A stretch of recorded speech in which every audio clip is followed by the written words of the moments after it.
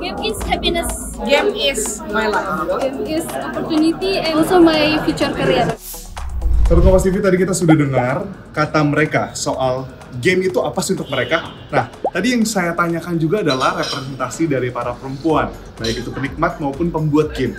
Nah, kira-kira penasaran gak sih kenapa saya memilih representasi perempuan? Ya, karena industri game masih stigmanya itu didominasi oleh laki-laki. Tapi apakah masih demikian? Apakah masih berjalan sampai sekarang industri game itu masih penuh laki-laki aja? Kita langsung tanya ke mereka, representasi perempuan di dalam industri game. Women in Games. Let's see.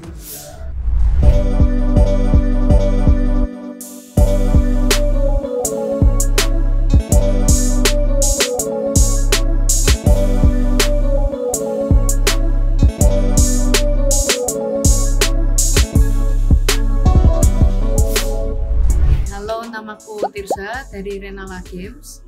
Sekarang lagi fokus mendevelop game PC. Kita punya project House of Everlast yang akan rilis di November nanti, semoga. Terus kita juga ada project baru yang lagi cari funding.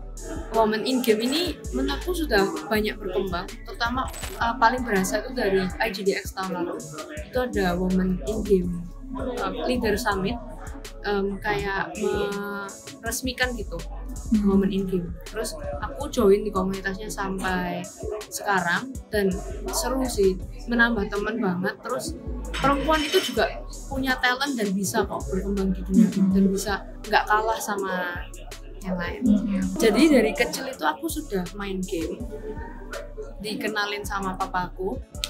Terus waktu mau cari kuliah, aku tuh bingung mau kerja apa, mau bidang apa. Terus ada yang pameran bilang, oh ini kuliah sistem informasi bisa buat game. Nah, jadi tertarik dari situ. Tapi waktu kuliah nggak diajarin buat game sama sekali. Jadi waktu lulus aku sempat lupa kalau sebenarnya aku pengen mau buat game. Terus setelah 1 tahun aku spend waktu untuk mendalami game development. Terus terjun ke komunitas dan akhirnya ketemu tim yang cocok sama. Kok inspiratif? Wah, Bu Riris sih dari Game Changer. Kan Bu Riris itu beliau udah umur 50-60 tapi masih aktif banget dan main game. Jadi udah nggak terbatas gender, nggak terbatas umur. Keren menurutku. Kalau untuk tantangan, aku pribadi nggak pernah mengalami tantangan. Maksudnya kalau as perempuan itu belum pernah mengalami tantangan yang karena gender, tapi banyak dari teman-teman lain yang cerita tentang tantangan mereka. Dan itu memang perlu banget komunitas women in game untuk kayak mengencourage mereka supaya jangan berkecil hati, ayo kita dukung. Dan women in game juga buat ruang lingkup aman untuk melindungi kita. Jadi aku ada ikut tahun lalu, aku ada ikut bootcamp. Nah kebetulan saya dapat scholarship di sana, internship jatuhnya. Nah project final kita itu game. Tapi waktu lagi saya melakukan project game tersebut, jadi waktu lagi saya final itu saya kebetulan kena stroke. Jadi maaf nih kalau ngomongnya juga masih agak ini ya. Jadi kena stroke itu di September 2023. Nah jadi akhirnya nggak maksimal untuk ngerjain gamenya kayak gitu. Walaupun gamenya jadi, tapi sebagian besar temanku yang bantu ngerjain gitu. Jadi kayak ada perasaan, ya gue belum selesai nih gitu kan. Terus akhirnya aku pikir aku mau jajalah masuk ke industri game, karena kan betul memang benar-benar belum menyentuh sama sekali di dunia game industri kan kayak gitu. Jadi terus aku pikir gimana ya caranya kalau aku mulai belajar tentang game, karena kan selama ini otodidak nih dari YouTube, dari segala macam kayak gitu, sampai Google Play Unity buka program. Dan aku pikir ya udah, why not coba sertifikasi, dapat pelatihan kayak gitu. Ya udah, itu yang aku lakukan sampai sekarang. Women in Tech itu memang bukan hanya di game sih, jadi di dunia teknologi terutama ya, kebanyakan teknologi selalu diasumsikan itu mainan laki-laki. Contoh profesi programmer kan mostly cowok gitu kan, back end segala macam. Tapi saya ngelihatnya udah banyak program sekarang dari Google sendiri udah ada Women in Tech gitu ya, yang ngasih kesempatan buat cewek-cewek untuk belajar coding kayak gitu. Karena buat sebagian orang, saya sebagai perempuan tuh mikirnya adalah belajar coding itu susah. Kalau di mata saya sebenarnya belajar coding nggak ada jauh bedanya dengan kita belajar masak kayak gitu, karena kita ada panduan kan, resep kan. Nah di coding juga sama kayak gitu, kayak kita belajar programming itu ada panduan, ada dokumentasi, ada segala macam. Nah kita tinggal ngikutin Cuman mungkin di sini yang di highlight adalah logika. Logika itu bukan kayak kita belajar ngitung 1 tambah 1, bukan kayak gitu, tapi gimana kita cara berpikir, memecahkan masalah itu bisa dilatih ya. Maksudnya dalam artian kalau cewek ingin belajar coding, dan saya nganggapnya coding itu bisa ngebantu kita untuk mempelajari hidup yang lebih baik. Karena dulu pernah ada program dari Backcraft namanya Coding Mom, dan kebetulan saya mentor gitu ya. Saya ngeliat ya ibu-ibu yang mereka backgroundnya cuma SD, SMP di Palu, baru korban kena tsunami gitu ya, dan mereka belajar bikin web kayak gitu. Pemerintah fasilitasi untuk belajar bikin web sambil bawa anaknya. Dan kalau kita dengar mereka cerita ya, saya nggak punya laptopnya hanyut di bawah laut gitu, maksudnya di bawah arus gitu. Tapi mereka punya semangat untuk belajar. Nah itu yang kita mesti kejar sih kalau misalnya ingin mengubah stigma perempuan di dunia teknologi sih. Gitu sih kalau menurutku gitu. Aku perempuan kan ya, jadi aku punya juga siklus menstruasi yang kita mut-mutan tiap bulan gitu kan, ada upside down ya gitu. Tapi itu kita latih. Nah dengan coding sebenarnya itu kita belajar terstruktur, karena kan coding ngebantu kita terstruktur nih. Setiap ada problem nggak langsung kita beresin dengan emosi, enggak, kita harus stay down, kita calm, kita mikir gimana caranya saya nyelesain ini kayak gitu. Itu sebenarnya bisa buat ngelatih kita sebenarnya untuk ngadepin problem kita sehari-hari.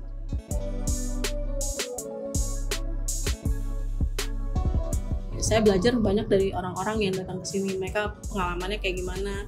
Mentor-mentor yang kemarin di IGDX juga kalau mereka sharing ilmunya, sharing pengalamannya, itu yang saya pelajarin kayak gitu. Saya kayak punya hope gitu dengan adanya Google Play Unity ini, ya setidaknya ngebantu buat saya nge-boost keyakinan saya. Oh ya, saya yakin saya bisa jalanin di ranah game industry ya. Saya mikirnya gitu ya. Walaupun mungkin saya belum kenal apa-apa atau saya belum punya apa-apa gitu. Jadi baru punya cuma sertifikat doang gitu jatuhnya. Kayak gitu sih. Pengalaman yang nggak bisa dibeli sih Kak, kalau menurut saya gitu ya. Dengan satu saya dibayarin ke Bali, terus kita graduation bareng segala macam kayak gitu ya. Kita belajar dari teman-teman yang mungkin lebih muda dari saya gitu ya. Itu suatu experience yang nggak bakal bisa kebeli sih kayak gitu. Itu yang menurut saya ya, itu yang bakal memompa saya, oh ya gue pasti bisa jauh baik lagi gitu. Itu kita mulai stop define diri kita mau jadi apa, ikuti kata hati aja, kita mau ngapain gitu, kita mau ngapain. Kalau kita memang menyukai sesuatu ya udah, kalau kita cuma suka yang masak ya udah masak, kita selesai, kita bikin itu jadi sesuatu yang jadi kayak apa ya, shine-nya kita lah gitu. Jadi sesuatu yang bikin kita jadi bersinar gitu. Kalau kita suka coding ya udah go ahead, kita mau peduli bilang tahu coding nggak bisa merit gitu misalnya gitu, dan jangan mikirin kayak gitu.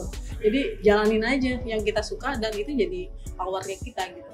Jadi bisa ngebantu kita di masa depan saat kita nggak, mohon maaf nih, saat kita nggak punya apa-apa, miskin, bisa jatuh miskin atau apa gitu.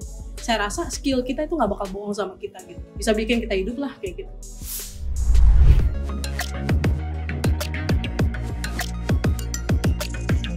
Ini opportunity yang sangat besar untuk saya, karena saya sangat memiliki passion yang besar untuk game dev, dan saya coba ikut join saja, dan untungnya saya berhasil, dan tidak saya duga pun saya memperoleh top score ya. Sebenarnya saya ingin sekali itu ya ajak teman-teman saya untuk ikut buat game juga ya, dan sebenarnya kebanyakan teman saya itu juga cewek, tapi mereka semua itu tidak ada ketertarikan sama game dev.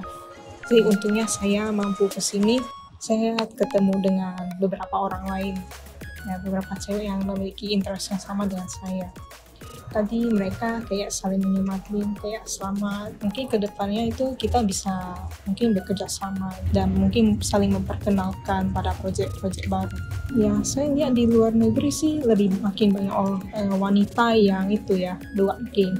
Terus aku lihat di sosial media juga ada banyak indie game developer itu wanita, dan aku lihat gamenya itu bagus sekali. Dan aku juga pengen mau buat game biar saya bisa jadi mereka juga. Nah, ini saya ambil kutipan dari buku yang saya pernah baca. Itu dia mengatakan get scared later. Nah, jadi kita kalau ingin mengerjakan sesuatu itu kita tidak boleh takut. Karena jika kita takut itu kita tidak akan pernah maju. Kalau yang berdampak itu papaku. Karena dia yang ngajarin aku main game kan dari awal, dan waktu aku bilang mau terjun di dunia game, yang paling suportif itu papa.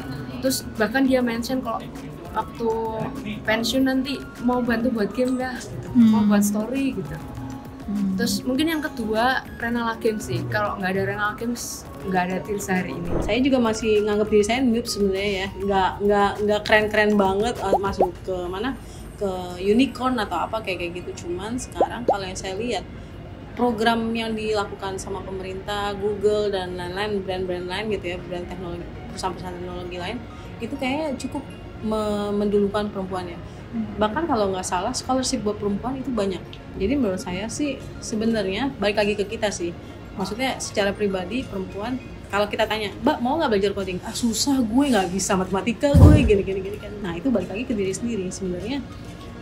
Punya faith nggak atau kita trust nggak yang kita pelajarin itu bakal bisa ngasih sesuatu buat diri kita di masa depan. Itu sih yang pikir gitu. Jadi itu pilihan Mbak kalau sebenarnya. Kalau kita mau keluar dari stigma ya kita yang harus keluar dari stigma. Jadi nggak bisa nunggu orang lain mari kita keluar dari stigma itu sih. Paling saya inginkan itu membuat studio saya sendiri ya. Tapi tentu saja sebelum saya membuat studio saya sendiri saya harus belajar dulu tentang studio lokal di sini lah. Dan kedepannya mungkin saya juga pengen coba kerja di luar negeri seperti Bandai Namco. Awalnya itu saya juga pikir kalau bisa kerja di Bandai Namco itu sangat luar biasa.